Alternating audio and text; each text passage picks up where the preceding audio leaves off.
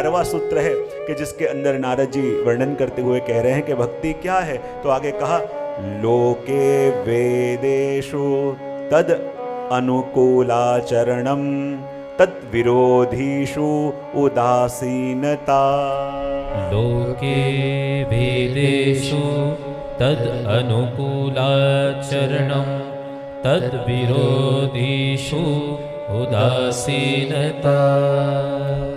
देखो, ये सूत्र के अंदर नारद जी क्या कह रहे हैं अपन को कि लोके वेदेषु तद अनुकूल आचरणम और तद विरोधीषु उदासीनता। अब यहां कहा कि लौकिक और वैदिक कर्मों में भगवान के अनुकूल कर्म करना ही भक्ति है, और उसके प्रतिकूल विषय में उदासीनता होना ये भी भक्ति है।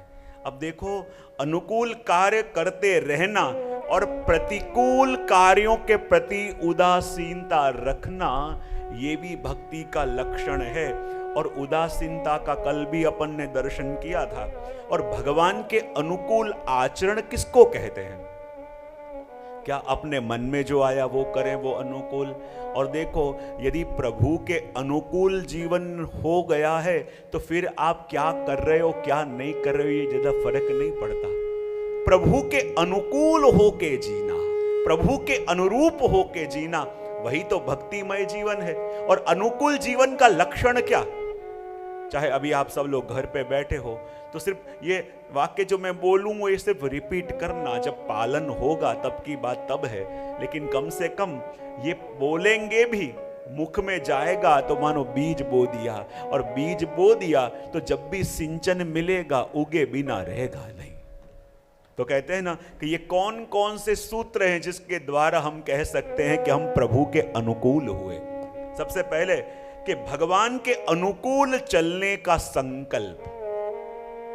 हाँ, रिपीट कर सकते हो घर में बैठे बैठे भी कि मैं प्रभु के अनुकूल चलने का संकल्प करता हूं।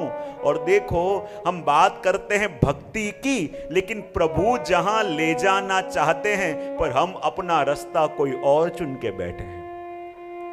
प्रभु हमें किसी और पथ की ओर अग्रसर करना चाहते हैं, लेकिन हम कहीं और जाने का ठान के बैठे हैं। हाँ? तो कहते हैं जीवन में प्रभु आपको जो अनुकूल वो मुझे अनुकूल, और जो आपके प्रतिकूल हो वो मुझे भी प्रतिकूल। तो प्रभु के अनुकूल होना यानी सबसे पहले जिस प्रभु को अपन भज रहे हैं उन्हें क्या पसंद है और क्या पसंद नहीं है ये कम से कम पता तो अपन को हो। जिसको प्रेम करते हो, जो प्रभु की भक्ति करते हैं और अभी तक ये ही जान नहीं पाए कि उनको मेरी कौन सी वस्तु प्रिय है, और यदि सच्चा स्नेह अपन प्रभु से करते हैं तो हम वही करेंगे जो उनको अनुकूल है। और दूसरा, प्रभु के जो प्रतिकूल है उसको मैं त्याग, प्रभु के जो प्रतिकूल है उस वस्तु का मैं त्याग, चाहे कोई वस्तु हो, चाहे कोई मेरी ऐसी आदत हो या मेरा ऐसा कोई स्वभाव हो जो हमारे प्रभु को पसंद नहीं आता, उसका त्याग करें। तक दिक्कत यह है कि अपन एक ही हाथ में दोनों लड्डू रखना चाहते हैं, दूध दही दोनों में संग पैर रखना चाहते हैं, कहां से होगा। तो सबसे पहले प्रभु के जो अनुकूल है उस वस्तु को जीवन में ग्रहण करने का संकल्प, जो आदत मेरी प्रभु को अच्छी लगती है, मेरा जो कार्य प्रभु देखें तो उनको सुख मिले ऐसा है, मेरा जो कार्य भगवत सुखार्थ है ये जान के वो करूंगा, और जो वस्तु, जो स्वभाव, जो आदत मेरी प्रभु को पसंद नहीं है उसका मैं त्याग करूंगा। ये दो बातें आप भले करो तब करोगे, बोल तो सकते हो। तीसरा, संकट में प्रभु रक्षा करेंगे ये विश्वास होना चाहिए। हा? क्योंकि ये विश्वास हटते देर नहीं लगती, और संकट समय में जब अपन प्रभु की शरण में गए हैं तो सबसे ज्यादा दुनिया में अपनी चिंता किसी को है ना, तो अपने प्रभु को है। और जब जब भी जीवन के अंदर कसौटी आती है तब सबसे पहला अपना भगवद आश्रय डग जाता है। क्योंकि मैं हमेशा कहता हूं जब जब भी परीक्षा का समय आता है तो परीक्षा अपनी नहीं होती, परीक्षा अपने भगवद आश्रय की होती है, अपनी भगवत चरणारविंद में प्रीति की होती है। इसलिए कहा कि संकट के समय में प्रभु मेरी रक्षा करेंगे ही, ये दृढ़ विश्वास अपने मन में होना चाहिए। और देखो, विश्वास जो काम करता है ना, वो बड़े बड़े लोग भी नहीं कर सकते। चाहे दुनिया भर में आप कितनों को जानते हो, दुनिया भर में आप कितनों को पहचानते हो, दुनिया भर की संपत्ति आपके पास है, पर जीवन में कई परिस्थिति ऐसी आती है ना, ये सारी वस्तु धरी के धरी रह जाती है। और तब पता चलता है जब कुछ काम ना आया, तब भगवद आश्रय ये वस्तु आप थक के, हार के भी बोल सकते हो और समझ के भी बोल सकते हो। इसलिए कहा भगवद आश्रय।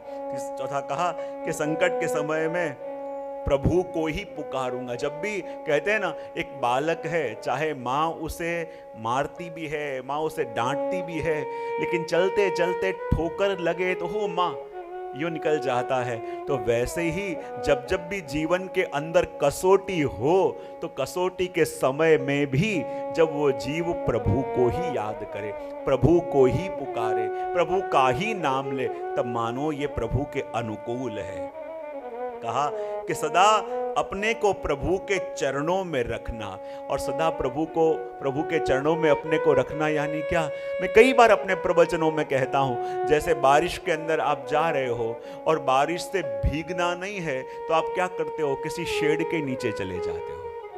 गर्मी के समय में आप चल रहे हो और गर्मी से तपने में बचना चाहते हो, तो भी कोई शेड के नीचे चले जाते हो।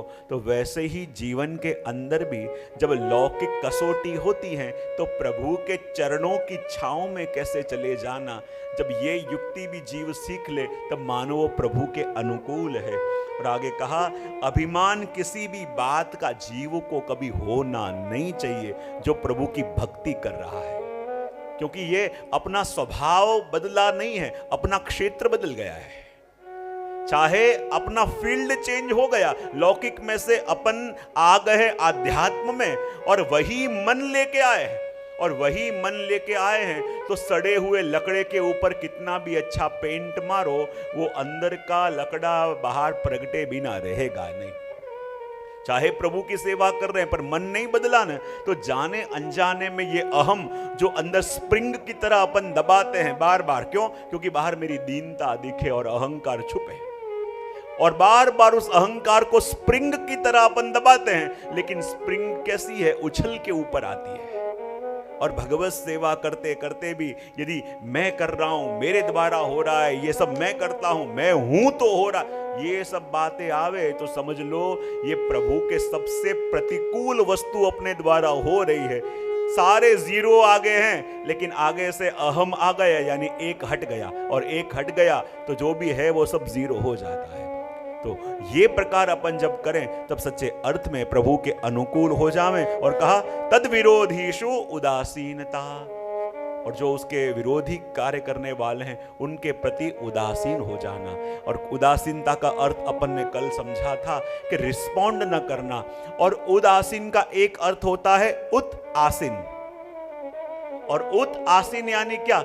ऊपर बैठ जाना, ऊंचे आसीन हो जाना। और ऊंचे आसीन हो जाना यानी आप 10वें माल के टेरेस के ऊपर खड़े हो, और नीचे यदि कोई झगड़ा कर रहा हो, बातें कर रहा हो, तो आप सिर्फ देखते हो, लेकिन इन्वॉल्व हो सकते नहीं। जब आप उनके लेवल पे आते हो ना, तब उनसे भिड़ते हो। लेकिन जब आपका लेवल जीवन में ऊपर होने लगता है ना, उस समय फिर अपन को कौन क्या कर रहा है, क्या बोल रहा है, कुछ होश ही नहीं रहता। इसलिए कहा उत आसीन। उत आसीन यानी अपने आप को ऊपर उठा देना।